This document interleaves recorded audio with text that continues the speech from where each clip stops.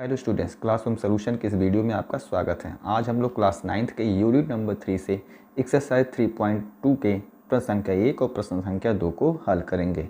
जैसा कि हम लोगों ने पिछली वीडियो में एक्सरसाइज 3.1 को पूरी तरीके से हल कर लिया था, तो आज इसी चरण में हम लोग क्वेश्चन नंबर 1 और क्वेश्चन नंबर 2 को हल करेंगे। लेकिन वीडियो स्टार्ट करने से पहले उन लोगों से रिक्वेस्ट है कि जो मेरे चैनल पर पहली बार हो वो चैनल को सब्सक्राइब ज़रूर कर लें। वीडियो पसंद आए तो लाइक करें, कमेंट करें और ज़्यादा से ज़्यादा शेयर करें। चलिए वीडियो को स्टार्ट करते हैं। क्वेश्चन नंबर 1 में छात्रों को कहा गया है कि जैसा 3 क्वेश्चन दिया गया क्वेश्चन नंबर 1 में, उसको आप आंसर के रूप में दीजिए और बताइए कि जैसा प्रश्न पूछा गया है उसका उत्तर क्या होगा। सबसे पहला प्रश्न है कि काटे तल में किसी बिंदु की स्थिति निर्धारित करने वाली क्षैतिज और ऊर्ध्वाधर रेखाओं के नाम क्या हैं। जो क्षैतिज रेखा होती है और जो ऊर्ध्वाधर रेखा होती है उसके नाम आप बता दीजिए। फिर दूसरे क्वेश्चन में कहा गया है कि इन दोनों रेखाओं से बने तल के प्रत्येक भाग का नाम बता दीजिए। और प्रश्न संख्या 3, उस बिंदु का नाम बताइए जहां ये दोनों रेखाएं एक दूसरे को प्रतिच्छेद करती हैं। मतलब ये जो तीनों प्रश्न हैं वो तीनों एक दूसरे से रिलेटेड हैं। मतलब एक का उत्तर अगर आप देंगे तो दूसरा उत्तर स्वयं आपके पास हाजिर हो जाएगा। चलिए सबसे पहले हम पहले क्वेश्चन का उत्तर ध्यान से देने की कोशिश करते हैं और देखते हैं कि इसमें क्या कहा गया है। सबसे पहले तो आप जानते हैं कि जैसा कि आपको बताया गया है कि किसी कार्तीय तल में जब भी किसी बिंदु का स्थिति निर्धारित किया जाता है तो 2 रेखाएं उसमें लगती हैं और इन्हीं दोनों रेखाओं से जो तल निर्माण होता है उसे हम कार्तीय तल कहते हैं। जो छात्र इस वीडियो को पहली बार देख रहे हैं, इस चैनल के लिए, इस चैनल के माध्यम से आपको निर्देशांक ज्यामिति के कुछ विशेष टॉपिक करके इंट्रोडक्शन के रूप में पहले ही वीडियो बनाकर डाल दिया गया है। वो उस वीडियो को जाकर देखें और पूरी तरीके से इन रेखाओं के बारे में, बिंदु के बारे में इत्यादि तरीके से पूरी तरीके से जान सकते हैं। चलिए वीडियो पर आते हैं। तो जो क्षैतिज रेखा और ऊर्ध्वाधर रेखा है, आखिर उनको हम और किस नाम से जानते हैं, तो आप बगल के फिगर को देख लीजिए। सबसे पहले हम फिगर को ध्यान देंगे। हालांकि प्रश्न संख्या 2 का फिगर है, लेकिन हम इसी में समझने की कोशिश करते हैं कि ये जो x और x डैश की रेखा है यही हमारी वास्तविकता में क्षैतिज रेखा होती है। और ये जो रेखा है y से लेकर y डैश तक की रेखा है, इसी को हम वास्तव में ऊर्ध्वाधर रेखा कहते हैं। तो उत्तर तो आपके सामने हो गया कि जो क्षैतिज रेखा होती है वो हमारी x अक्ष की रेखा होती है। अर्थात पहले क्वेश्चन का आंसर हो गया कि जो हमारी क्षैतिज रेखा होगी वो x अक्ष की रेखा होगी और दूसरे क्वेश्चन में जो है ऊर्ध्वाधर रेखा जो होगी वो हमारी y अक्ष की रेखा होगी। इस तरीके से हमने क्षैतिज रेखा को x अक्ष की रेखा भी कहते हैं और ऊर्ध्वाधर रेखा को हम y अक्ष की रेखा भी कहते हैं। इस तरीके से हम लोगों ने पहले प्रश्न का उत्तर दे दिया और इसी चित्र के माध्यम से। चलिए प्रश्न संख्या 2 में क्या कहा गया है, इन दोनों रेखाओं से बने तल के प्रत्येक भाग का नाम बताइए। तो एक बार पुनः फिगर को देख लेते हैं कि ये जो दोनों आपकी रेखाएं हैं क्षैतिज और ऊर्ध्वाधर, इससे कुल मिला के 4 तल बनने हैं। 1, 2, 3 और 4। इन चारों तलों में आप देख रहे हैं इसका एक विशेष नाम होता है और उसे हम चतुर्थांश के नाम से जानते हैं। तो कुल मिला के 4 अंश बने हुए हैं। चतुर्थांश मतलब चौथा अंश होता है। तो एक कार्तीय तल के 4 भाग हो गए, जिसमें से चारों को हम चतुर्थांश कहते हैं, लेकिन चिन्ह पर पाटी के अनुसार उनको हम लोगों ने बांट दिया है 4 प्रकार के चतुर्थांश में। इस तरीके से हम लोग को पता चल गया कि जो पहला पार्ट होगा वो हमारा होगा प्रथम चतुर्थांश, उसके बाद जो दूसरा होगा वो हमारा होगा द्वितीय चतुर्थांश और तीसरे नंबर पे जो आएगा वो हमारा होगा तृतीय चतुर्थांश और चौथे नंबर पे जो आएगा वो हमारा होगा चतुर्थ चतुर्थांश। ठीक है, तो आप ये ध्यान में देंगे कि इस प्रकार जो रेखा होगी वो तल को 4 बराबर भागों में बांटेगी और चारों का नाम क्रमशः प्रथम चतुर्थांश, द्वितीय चतुर्थांश, तृतीय चतुर्थांश और चतुर्थ चतुर्थांश होगा। तो यहाँ पर हम समझने की कोशिश करते हैं कि ये जो फिगर आपका है इसमें x, o और y, ये जो हिस्सा हमारा है x, o और y, ये यहाँ पर प्रथम चतुर्थांश का निर्माण करता है। ठीक है, ये वाला पोजीशन। और फिर यहाँ पर है y, o और x डैश, ये हमारे द्वितीय चतुर्थांश का निर्माण करते हैं। इस तरीके से ये हमारा प्रथम चतुर्थांश, और ये पार्ट हमारा हो गया द्वितीय चतुर्थांश। फिर हम ध्यान से देखेंगे x डैश o और फिर y डैश जो आएगा नीचे की तरफ, ये हमारा होगा तृतीय चतुर्थांश। और फिर इसी तरीके से देखेंगे y डैश o और x, ये हमारा होता है चतुर्थ चतुर्थांश। इस तरीके से हमारा जो ये दोनों रेखाएं होंगी वो पूरे तल को 4 चतुर्थांश में बांट देती हैं। ठीक है। और फिर तीसरा प्रश्न कहा गया है कि उस बिंदु का नाम बता दीजिए जहां ये दो रेखाएं एक दूसरे को प्रतिच्छेद करती हैं। तो एक बार फिर से उस फिगर को देखेंगे, ये जा रही है x अक्ष की रेखा और ये ऊर्ध्वाधर अक्ष की रेखा, दोनों एक दूसरे को बिंदु यहाँ पर प्रतिच्छेद करते हैं, जिसको O से संकेत दिया गया अर्थात ओरिजिन पॉइंट। तो इसको हम लोग कहते हैं मूल बिंदु। दोनों रेखाएं जहाँ एक दूसरे को प्रतिच्छेद करती हैं उस बिंदु का नाम क्या होता है? मूल बिंदु होता है। इस तरीके से हम लोगों ने पहले प्रश्न को हल कर लिया है। अब हम इस चरण में बढ़ते हैं और प्रश्न संख्या 2 की तरफ चलते हैं। चलिए देखते हैं प्रश्न संख्या 2 में क्या कहा गया है कि यहाँ पर एक फिगर दिया गया है, जैसा कि आप इस फिगर को देख पा रहे हैं। इस फिगर में कहा गया है कि जैसा जैसा कि क्वेश्चन में आपसे पूछा गया है उसका आप आंसर दे दीजिए। तो आपसे कहा गया है बी का निर्देशांक बताइए। तो इस फिगर में हम सर्च करेंगे कि बी यहाँ पर कहाँ पर है। इसी तरीके से सी का निर्देशांक बता दीजिए। फिर है -3 और -5, जहाँ शो हो रहा है उस बिंदु का क्या नाम होगा। उसी तरीके से 2 और -4 जहाँ पर होगा उस बिंदु का क्या नाम होगा। फिर बिंदु डी का भुज क्या है, एच की कोटि क्या है, बिंदु एल का निर्देशांक क्या है और बिंदु एम का निर्देशांक क्या है। जो छात्र पहली बार इस वीडियो को देख रहे हैं, निर्देशांक और बिंदु का निर्धारण ये जानने के लिए आप मेरे वीडियो के आप इंट्रोडक्शन वाले पार्ट में जा सकते हैं और उस वीडियो को पूरा देख सकते हैं। चलिए अब हम पहले प्रश्न के उत्तर को ध्यान से देखते हैं कि बी का निर्देशांक क्या है। तो इसमें छात्रों हम चेक करेंगे कि बिंदु बी यहाँ पर कहाँ पर है। तो देख रहे हैं कि बिंदु बी हमारा यहाँ पर है और द्वितीय चतुर्थांश में स्थित है।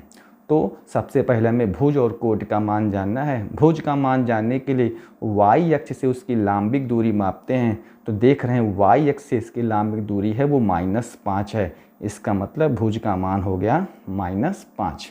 ठीक है। यहाँ से देख लीजिए बिंदु B का मान y अक्ष से उसकी लांबिक दूरी अर्थात भुज का मान होता है तो जो हमारा -5 है, और x अक्ष से उसकी लांबिक दूरी जो कोटि का मान होता है अर्थात वो 2 है। तो बिंदु B का निर्देशांक -5 और 2 हुआ।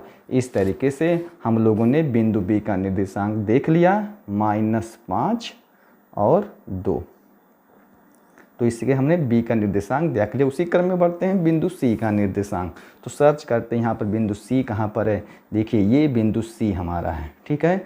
बिंदु C का भुज जानने के लिए y अक्ष से लांबिक दूरी देखेंगे। तो इसकी y अक्ष से लांबिक दूरी जो होती है वो हमारी है 5। ठीक है। y अक्ष से लांबिक दूरी बिंदु C का है तो भुज का मान हो गया 5, और x अक्ष से लांबिक दूरी उसकी कोटि का मान होगा तो ये x अक्ष से दूरी होगी जो आपकी -5 है। इसका मतलब बिंदु C का निर्देशांक छात्रों -5 जो कोटि का मान है और भुज का मान 5 है। तो इस तरीके से हम लिखेंगे 5 और -5। पहले भुज का मान लिखा जाएगा, फिर कोटि का मान लिखा जाएगा, बीच में अल्प विराम होगा और छोटे कोष्ठक से इसको हम बंद कर देंगे। इस तरीके से बिंदु C का निर्देशांक भी हमने पा लिया। अब चेक करते हैं -3 और -5 कौन सा बिंदु इसमें है। -3 और -5। -3 मतलब भुज का मान आपके पास -3 है तो खोजते हैं y अक्ष से लांबिक दूरी -3, y अक्ष से लांबिक दूरी -3 और x अक्ष से लांबिक दूरी उसकी -5 है। तो आप ध्यान से देख लेंगे y अक्ष से लांबिक दूरी -3 है। इसका मतलब वो जो -3 आपका है वो हमारा किस चतुर्थांश में जाएगा। इसको देखने के लिए सबसे पहले हम दोनों का निर्देशांक देख लें। ये दोनों निर्देशांक बिंदु जो दोनों ऋणात्मक हैं -3 और -5।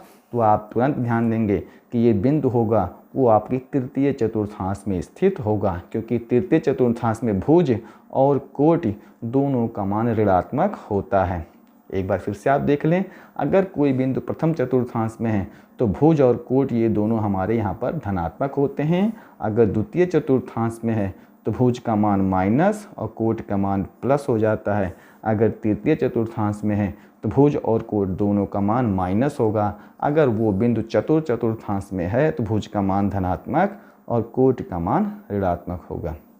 तो इस तरीके से हमको क्वेश्चन में आंसर ढूंढने में जल्दी ही सफलता मिलेगी। तो हम ध्यान से देखते हैं, -3 और -5, इसका मतलब वो बिंदु हमारा तृतीय चतुर्थांश में होगा।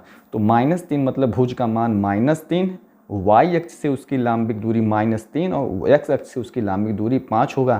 तो आप ध्यान से देख रहे हैं कि एक बिंदु यहाँ पर E आपको दिखाई दे रहा है, जो y अक्ष से इसकी लांबिक दूरी -3 है। देखिए क्या है, -3 है, ठीक है। और x अक्ष से उसकी लांबिक दूरी जो है वो यहाँ पर है -5। इसका मतलब वो कौन सा बिंदु होगा जिसका निर्देशांक -3 और -5 होगा। उस बिंदु का आप नाम बता दीजिए। तो बिंदु छात्रों हमारा हो गया बिंदु E। इसमें बिंदु E का मान, भुज का मान -3 और कोट का मान -5 है। इस तरीके से बिंदु E का मान जो है वो -3 और -5 है।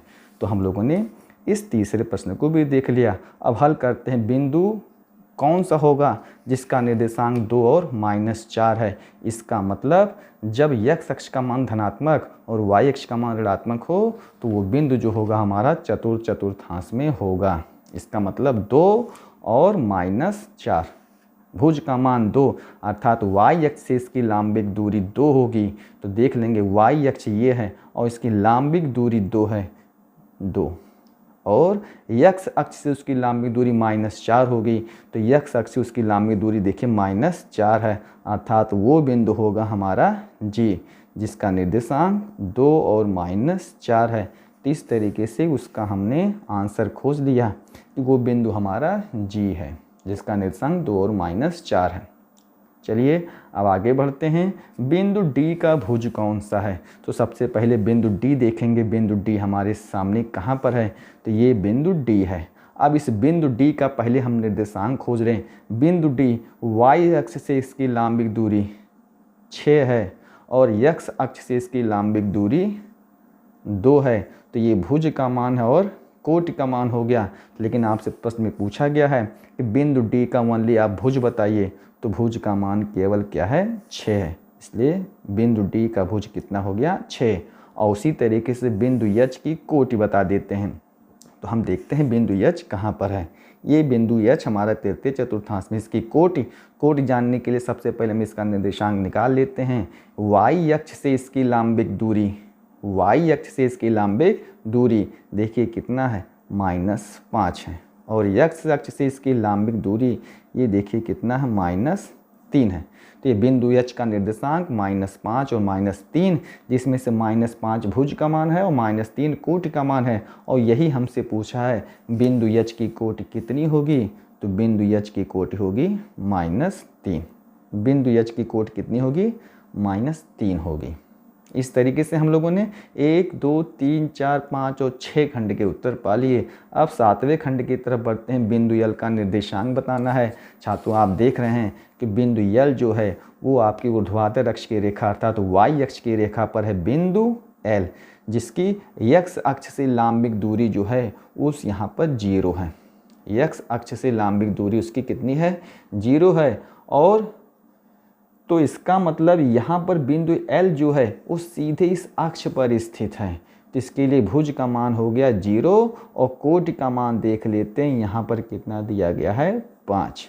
ठीक है, 0 और 5। अब आप 0 क्यों कहेंगे, क्योंकि बिंदु L जो है वो x अक्ष पर कहीं नहीं स्थित है, वो सीधे y अक्ष की रेखा पर स्थित है। इसलिए इसके भुज का मान हो जाएगा 0 और कोटि का मान वो जिस बिंदु पर है वो हो गया आपका 5। तो इसका मतलब बिंदु L का निर्देशांक 0 और 5 होगा। और इसी क्रम में बिंदु M का निर्देशांक हम देखेंगे। बिंदु M भी पहले खंड की तरह ही देखिए वो केवल x अक्ष पर उपस्थित है। ठीक है, x अक्ष पर उपस्थित होने की वजह से इसके कोटि का मान 0 हो जाएगा, क्योंकि वो y अक्ष पर नहीं है। और x अक्ष पर देखेंगे इसकी आपकी दूरी जो है भुज का मान -3 है। इसका मतलब इसका निर्देशांक -3 और 0 होगा। तो बिंदु M का निर्देशांक -3 और शून्य हो जाएगा। इस तरीके से आज हम लोगों ने क्वेश्चन नंबर 1 और क्वेश्चन नंबर 2 दोनों को सॉल्व कर लिया है। उम्मीद करते हैं ये वीडियो आपको पसंद आएगी। पहली बार मैंने भी इस क्वेश्चन को समझाने के लिए ग्राफ पेपर की सहायता ली है ताकि आपको क्वेश्चन अच्छी तरीके से समझ में आ जाए। उम्मीद करते हैं अन्य वीडियो की तरह ये वीडियो भी आपको पसंद आएगी और आप इस वीडियो को लाइक करेंगे, कमेंट करेंगे और शेयर करेंगे।